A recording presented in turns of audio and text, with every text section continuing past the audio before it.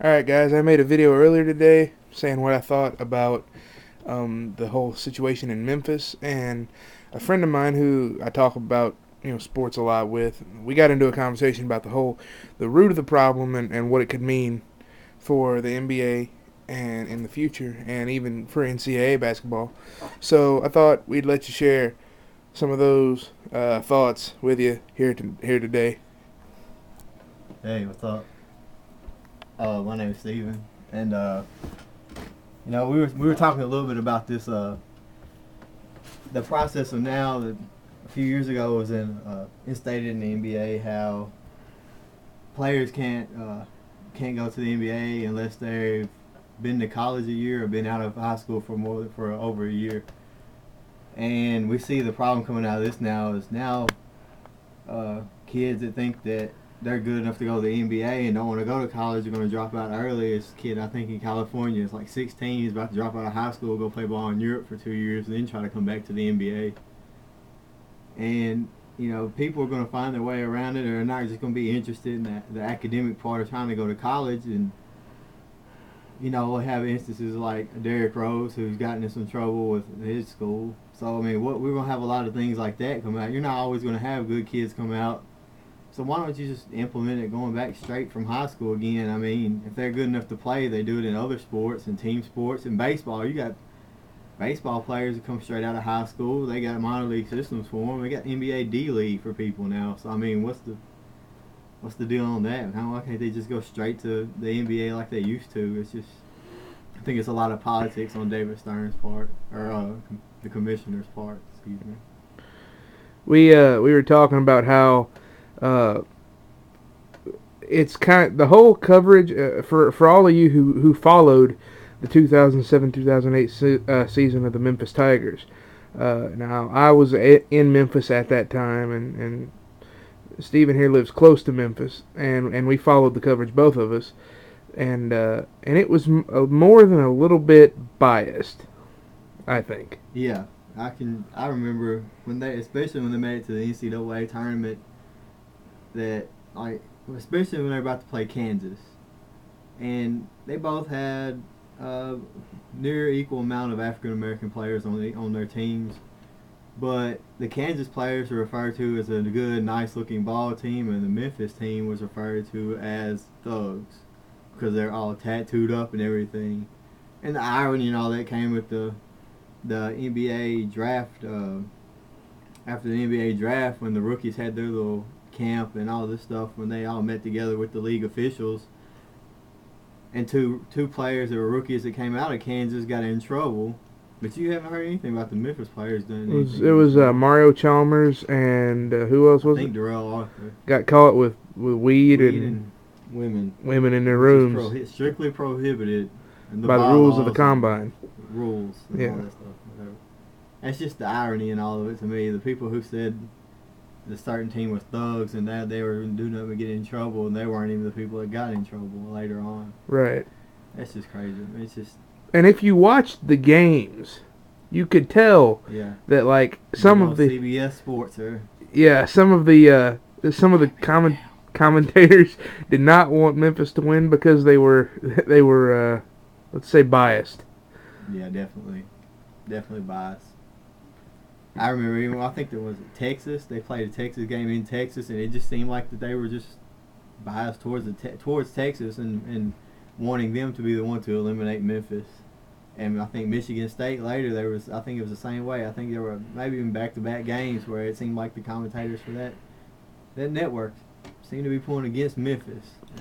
Well, I mean, look at if you're the head of the NCAA, whoever he is, and the guys that advertise with him, who are you going to want to be your NCAA champion for that year? You're going to want Texas,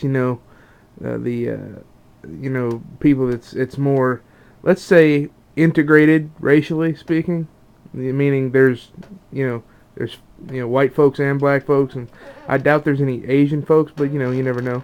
Yeah. But I'm saying, would you want that, or would you want the team from what that year was the most dangerous city in the world? It was rated as that anyway, and full of these quote unquote thugs to be your champion. I mean, it always seemed to me, I always figured something like this would happen. And I am someone who does not like to play the race card very often in sporting, events. But this, I'm not saying... I agree with that. I don't like doing that. What Derrick Rose did was wrong, yeah.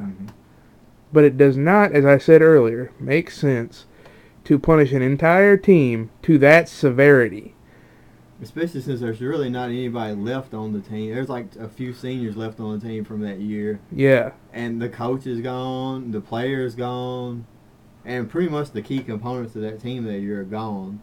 So why are you punishing punishing them now? And then you're still kind of holding this team back. And after they've gone through a lot here in the last year anyway, losing their coach and having to rebuild some things up. I mean, yeah, that to me is not right. It's like, and plus it's not the first time because they forced Memphis to vacate a Final Four once season before. Their only other Final Four season, 85 wasn't it? Yeah, 85, and they forced Calipari in '96 with UMass to vacate his Final Four season.